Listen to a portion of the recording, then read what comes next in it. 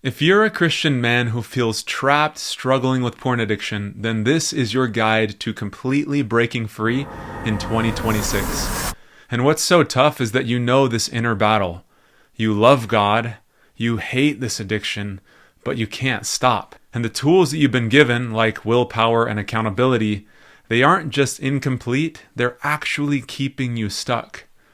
I'm Sam Tielemans. I'm a licensed therapist, and I've worked with Christian men for the past 15 years. And the reality is that you are not failing because you're not spiritual enough. You're failing because you're fighting the urges after they show up, when the real battle happens hours before. This is not a motivational video. Instead, I want to share with you 5 practical principles that you can implement this week so that you can make the urges disappear entirely, instead of just managing them forever. So let me ask you, what if you could use the urges that you feel to actually help you make progress? I want to teach you how to do that in principle number 1, which is porn addiction is a coping mechanism. Most Christian men think that if they just try harder or resist better, that they'll eventually overcome this. But here's what I've learned after 15 years. Porn is not actually the problem. It's a coping mechanism for unresolved pain. Just think about for you, when do your urges hit most often? Is it after a fight with your wife? Or when you're laying in bed feeling like a failure? When you're feeling stress and pressure from work? Or you're completely overwhelmed and just feel inadequate? Well, yes, of course, there are moments when maybe you're just alone and you're bored and then it shows up. But for most men, the urges spike when there's emotional heaviness. That's not random. That's your brain saying, I'm in pain, I need relief, and porn has worked before. Here's the most important thing that I can share with you in this section. Unresolved pain turns into an urge. And then your brain has learned that when you feel inadequate, porn makes you feel better for a moment. When you're lonely, it gives you a distraction. And when you're stressed, it gives you an escape. The urge is not trying to ruin your life, it's trying to help you cope. But porn is just the wrong tool. So here's what you can do instead. Stop asking, how do I resist the urge? And start asking, what pain is this urge pointing to? Because until you learn how to process that pain differently, the urges will keep coming back. It's not because you don't love God, it's because the pain is still unresolved. So even if you're starting to understand this right now as I share this with you, you might still blame yourself and think, well, if I was a better Christian, I wouldn't be struggling like this. I would have been able to quit by now. And that belief, not the urge, is actually a part of what keeps you trapped. And that's actually principle number 2. I hope that this relieves a lot of the shame that you've been carrying, because you are not a bad person. You just need knowledge of the right tools. Here's another belief that a lot of Christian men carry.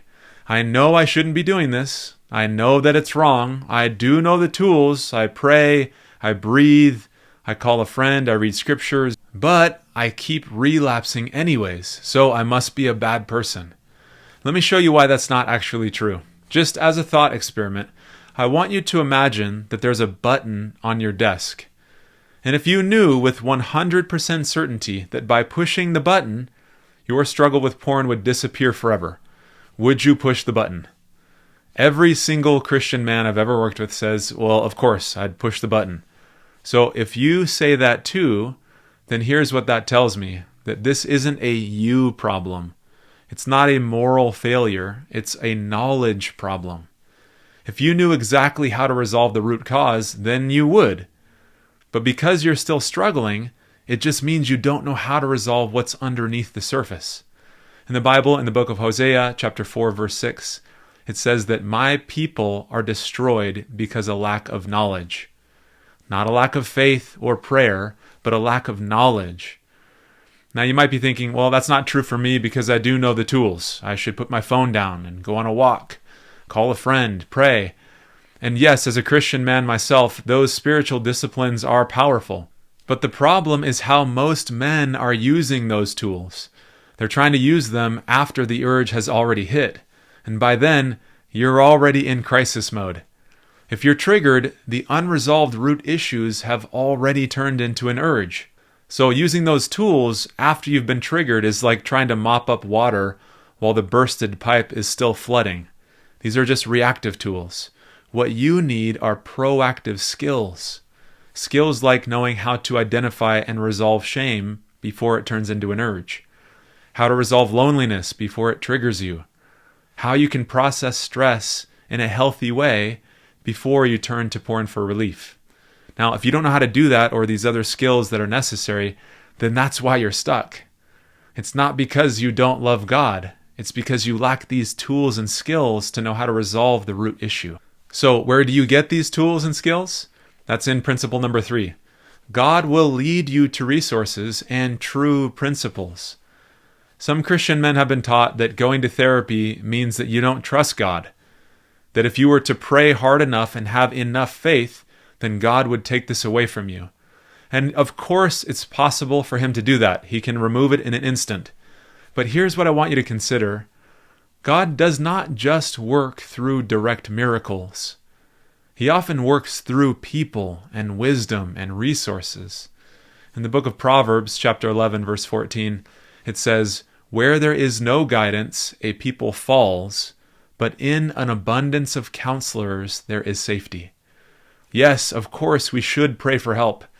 And God can answer your prayers by leading you to the right therapist, by leading you to the right book or support group. In the Good Samaritan parable, the Samaritan didn't just pray. He took the man to an inn. He paid for his care. He used practical resources. If somebody that you loved had a heart attack, you'd pray and call the ambulance. You wouldn't do one or the other. All truth comes from God. Medical knowledge about how our heart works, psychological truth about how trauma affects us, emotional principles that help us to process pain effectively instead of numbing it, all of that comes from God. So when you go to therapy or read a book on emotional processing or join a support group, you're not abandoning your faith. You're partnering with God by using the wisdom He has already made available. Now, let's get to the most powerful principle that I could share with you in this video, which is you need a system for root causes, not just spiritual habits. When Christian men pray and read the Bible and genuinely try to quit, but they fall back into porn, it makes them feel like they're unworthy or they're broken. But here's what I've noticed. Most men are praying for relief instead of transformation. They're praying, "God, take this addiction away. Help me to overpower these urges." But think about David and Goliath. David didn't pray, "God, make this giant disappear." He picked up his stones.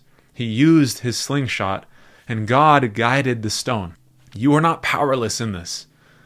Instead of praying for the strength to manage the symptoms, I'd encourage you to consider praying for wisdom so that you can resolve the root cause. Or you can pray and ask God, "Help me understand how to work through the shame that's driving these urges. Teach me how to process loneliness before it turns into an urge. Lead me to the skills that I need to actually heal what's broken. Not just help me resist, it's show me how to heal because I want to participate in the healing process with you." Could God remove this struggle instantly for you? Yes. But He doesn't just want you to be somebody who doesn't watch porn. He wants you to become somebody who knows how to process shame instead of running away from it. He wants you to become somebody who can regulate their emotions under pressure, who knows how to communicate instead of isolating, and living with integrity and having emotional maturity. That is transformation. Faith without action turns into avoidance for a lot of people. So when you combine faith with skill development, that's when everything changes. Not just freedom from porn, but you grow into the man God created you to be. So what does real freedom look like? That's principle number 5. When you resolve the roots, the urges stop showing up. Many Christian men believe that freedom means lifelong management and constant vigilance, endless resisting. But that's not freedom, that's prison. Real freedom is when the pain gets resolved and the urges stop appearing. Not because you're resisting harder, but because the root cause was addressed. So here's how you can get there. When an urge shows up, ask yourself, what pain is this pointing to? Is it shame, loneliness, stress, inadequacy? Then you address that pain directly. You process the emotion. You resolve the conflict. You work through the emotional challenge that you're feeling, and then the urge fades. Not because you're getting better at resisting it, but because you're catching it and resolving it before it turns into an urge.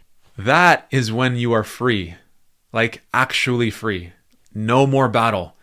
No more constant vigilance. It's just peace. And if you haven't felt that yet, then it just means that you're using tools after the urge has already hit you, like we talked about earlier. So there's only one question left. How long are you going to keep fighting things in this old way? How many times will you promise yourself, never again, and then feel shame and wonder if God is disappointed in you and hide in isolation before you start asking, what is this urge trying to tell me? And how can I resolve that? Please keep in mind that you're not failing because you're weak. You're failing and struggling because you were only taught to fight the symptoms instead of resolving the cause. God does not want you to struggle in shame. He wants you free, even more than you want to be free. So to summarize, freedom does not come from trying harder. It comes from learning the skills to resolve the roots before they turn into an urge. And by getting the help that God is leading you towards, and you partnering with Him in the process, that is the work that actually lasts. And I'm excited for you to take that next step.